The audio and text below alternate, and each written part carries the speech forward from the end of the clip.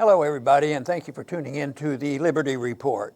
With me today is Daniel McAdams, our co-host. Daniel, good to see you this morning. How are you this Monday, Dr. Paul? I'm doing very well. Let's talk about foreign policy. How about that? Let's do it. Well, we're going to mix it in with a little bit of economic policy today. You know, as I've always argued, foreign policy and monetary policy blend together because that's how you finance these wars that we get into. But anyway, we're not going to be talking about Korea. Now, does that mean that things are pretty well settled? You know, they're talking about a peace treaty. You know, that war started when I was in high school, and it was a couple years after I remember the end of the World War II, but they're still technically at war. I don't know. I guess the war is between the U.S. and China, or the South Koreans and the North Koreans. Who has to sign the peace treaty? Yeah. But it looks like peace is breaking out, or do you think there might be a little bit of kidding going on right now there? Well, I don't think between the North and South. I think, as you've always said, I think something about the Olympics, something about the ice melting literally and figuratively around the Olympic Games has really put that in motion. And interestingly enough, it's happened despite what the U.S. government says or does, not because of. Right. And we have talked a lot about that, and that is not the theme of the program today because there are other things going on. We could go to Syria. There's always, you know, on occasion there are bombs dropped. Even after we drop a few and pretend we are fading into the back, there's still a lot of bombing and problems. And yet it looks like Assad and the Russians have the upper hand, and they're still claiming more territory. People think they're invading, you know, that they're taking over this country. Yet they're just trying to reclaim what we helped to undermine because, you know, we participated along with ISIS trying to get rid of Assad. So that's going to continue. We'll be back with that. But today, the issue I want to visit with you on is Iran. You know, there's a special date coming up, and there was a so-called agreement, you know, in 2015 that Obama participated in, and we have, you know, in spite of its shortcomings, it's not exactly my way I would do it in a libertarian society, but at least it was moving in a direction of talking to the Iranians and, you know, stop them from building this nuclear weapon. Isn't it interesting now that Pompeo admitted, oh, we don't have, they can't go back because they weren't even building it. Isn't that a weird thing? So, but anyway, there's a special date coming up. I think it's, what, the 12th? 12th of May. And once again, this temporariness of this agreement, and this is something that the Congress has participated in because there's been waivers. The Congress wasn't happy with it all, so they said, yeah, we can do this, but we really don't want to, because you know there are a couple lobbyists that go to Washington who lobby the members of Congress that they can't give in anything to Iran. So this has been going on, and yet we don't know exactly what is going to happen on the 12th, because Trump, I guess he's done it one time since he's been president, in January. He waived the sanctions, which meant that we will just temporarily say, yes, we have this treaty, but the Congress says you have to have these sanctions taken care of. And so it is not a clean bill, a clean agreement. And so the president is obligated to do something. But like you have said, has the president dug a hole for himself? He couldn't possibly. He's too much of a diplomat to dig a hole for himself. But what do you think? Do you think he's dug a hole for himself come May 12th on what he's going to do?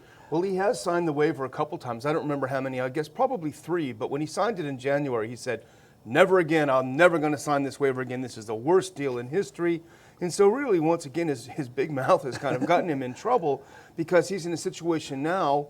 I mean, there is no middle ground. Either he signs the sanctions waiver, which is simply just a complicated way of allowing the treaty to continue, allowing U.S. participation in the treaty to continue, even though really this is something we can talk about later. The U.S. hasn't really implemented its part of it, which is to remove the sanctions. He either does it or he doesn't.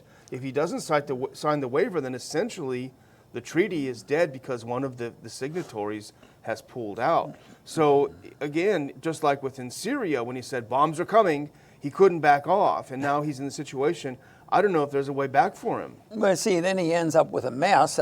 He bombed, but he went out of his way to tip the Russians off and make sure that the the people wouldn't die, but it still is a risky thing. It's a heck of a way for diplomacy. It's this mixture of diplomacy that I've always decried, and that is, do it our way. We'll give you money. If you don't, we'll bomb you. And I think he's in the middle of that. So he did drop the bombs, but he didn't try to kill a lot of people, which fortunately that is the case. But someday there could be a false flag and really stir up a lot more trouble. But it's interesting how the support is lining up for this, because the Europeans like this treaty. They sort of like our argument: trade with people, talk to Iranians. And if Pompeo says, well, they weren't even really working on a bomb, why not deal with them? So Macron and Merkel are definitely on the side of working with the Iranians, and for Trump to go ahead and sign the waiver. And which I guess under these circumstances, since you can't really solve all the problems of the on again, off again stuff, I think for the benefit of peace, probably that's about the best thing he can do. But your argument is, well, he keeps digging a hole for himself. What would happen if he lost credibility? That would be dangerous. Exactly. Well, it is significant because both Macron and Merkel will be in Washington this week. And according to what we've been reading, LA Times has got a big piece of what we looked at today. Their main goal here is to try to push Trump into signing that waiver. Don't back out of the deal. Macron has already, this is one of the origins from our title, Macron said there's no plan B if the U.S. bails out. There's no incrementalism. You're either in or you're out, and if he doesn't sign it, the U.S. is out. So they're going to come into town and do their best to convince Trump. I don't know what they can offer him by way of saving face. Right. But who else is in town? Not Washington, but New York is Arif. The foreign minister. Of Iran, and there's this big question, should Trump say hello to him? Should he do this or that? Why doesn't he invite him down and have a cup of tea or something? Or they could even have a beer together, something like that. Who knows? But no, most likely that's not going to happen, because there will be the real hawkish people who don't want to have anything to do with opening up a relationship with Iran, would just go nuts, and that would be about 92% of the media. They'd become hysterical if he offered an olive branch to somebody that close and made it sound like a friendly visit. And Zarif said, he was on one of the Sunday morning talk shows, and he said this quote, which sounds really, really sensible to me.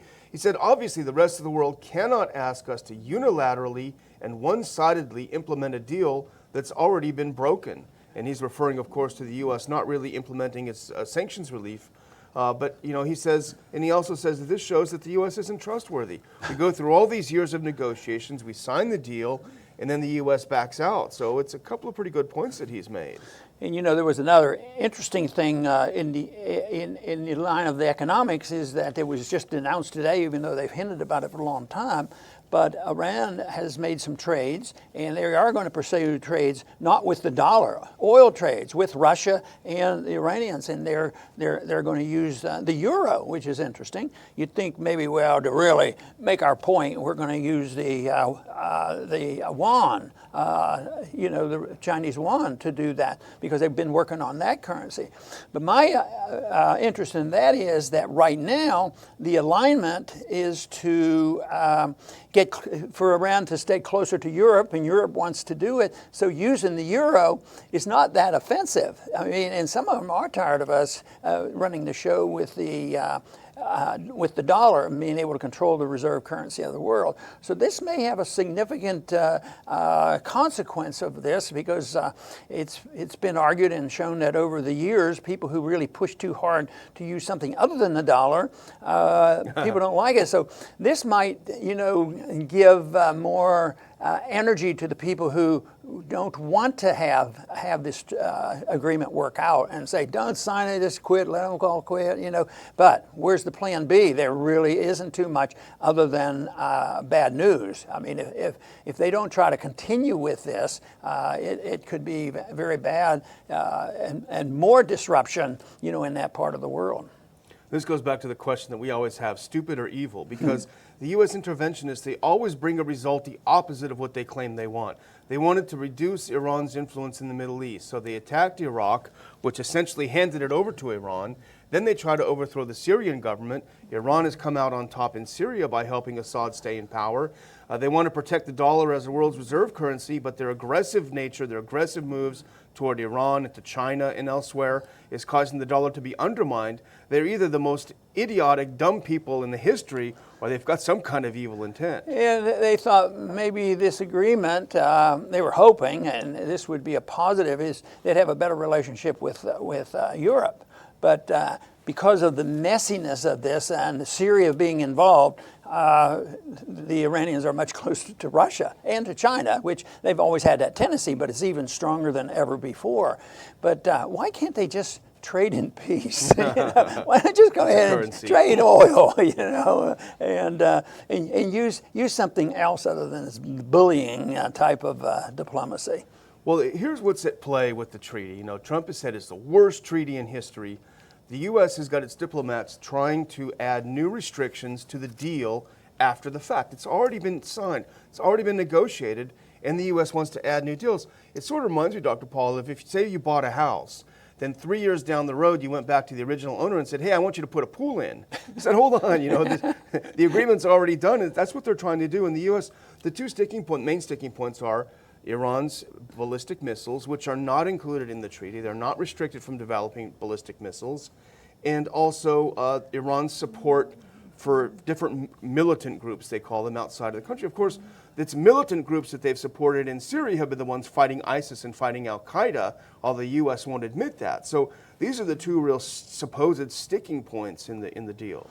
To me, the frustration I have is they never think in terms of consistency, that there's a reason to do things in a consistent manner so people know what you expect and you defend your position.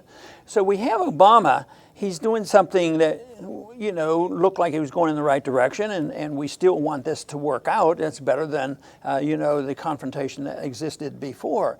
But at the same time, at the same period of time, he was taking on Syria.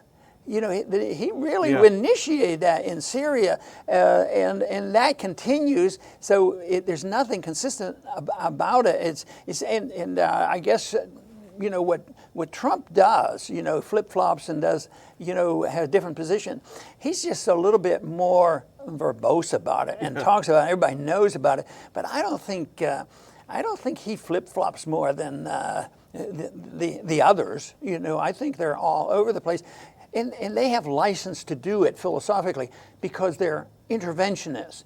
Intervention means they're smart people and they know how to pick and choose. Yeah. And we have a deal here and they need a deal. They like to be able to. They're good managers, whether it's monetary policy, economic policy, or foreign policy. So they see this as the noble center. And yet those of us who would like to see a freer society, we see that you can define what free markets are like and what liberty is all about, and you can see what authoritarians do.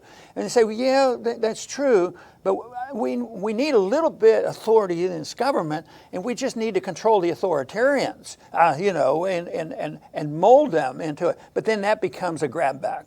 And that's how you have all the lobbying and the money and the spending and everything else, always looking for control. And I think this foreign policy is a good demonstration of them just being all over the place rather than taking a principle and saying, we'll get along with you, we'll trade with you, you mind your own business, we'll mind our business. But it doesn't seem to happen. But I'm still optimistic enough to think it's worth working for. Absolutely, and it's kind of funny. I guess we're thinking the same way because I wrote a little note for my conclusion, just 2 words: bold move, way out. And I think that would be a way out for Trump. He's in a corner. A bold move would be come down to Washington, to Zarif, or to the leaders of Iran. Come down for face-to-face summit. I think that would be a pretty bold move. But I have other things for conclusion. I haven't talked about this a lot in a few days or over the last week because things have gone very well with our ticket sales to the conference. RonPaulInstitute.org/conference. It's this coming Sunday, the 29th, in Charleston, South Carolina. Dr. Paul, the tickets are at 95% sold out. I think there are about 20 tickets left. So if you haven't gotten yours, please, I warned you, they're going to sell out. My final thing is just a reminder that you can find some of our articles, things that we do, ronpaulinstitute.org. We've got a great new neocon watch up. But ronpaullibertyreport.com is a companion site for a lot of the things that we do on the show too. So don't forget going over there. There's a lot of more economic news than we have at the Institute as well. So keep up with your reading. And thanks for joining us. Very good. And I'll just comment about the bold move that we should see every once in a while.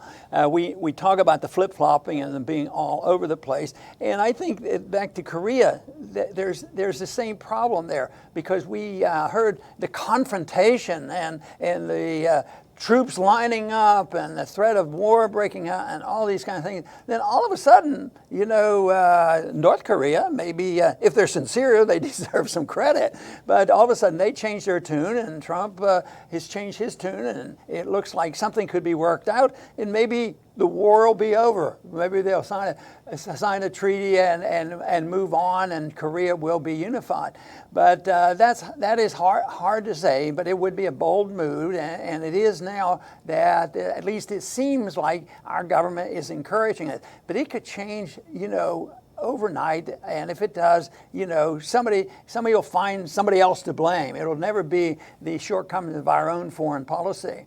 But this whole mess that we put up with in our foreign policy can be answered by understanding what non-intervention is all about. It's not isolationism. It's not withdrawing ourselves from the world. It's not coming home and building walls. It's to trade with people and talk with people and work things out. And that is the opposite of isolationism. Isolationism usually leads to trade wars and real wars, and that's what we would like to prevent. And I think that if our goal should be personal liberty, you have to be a non-interventionist. Don't intervene in people's lives, don't intervene in the economy, and don't intervene in the internal affairs of other nations. That would be a good way to go to work for peace and prosperity throughout the world. I want to thank everybody for tuning in today to the Liberty Report. Please come back soon.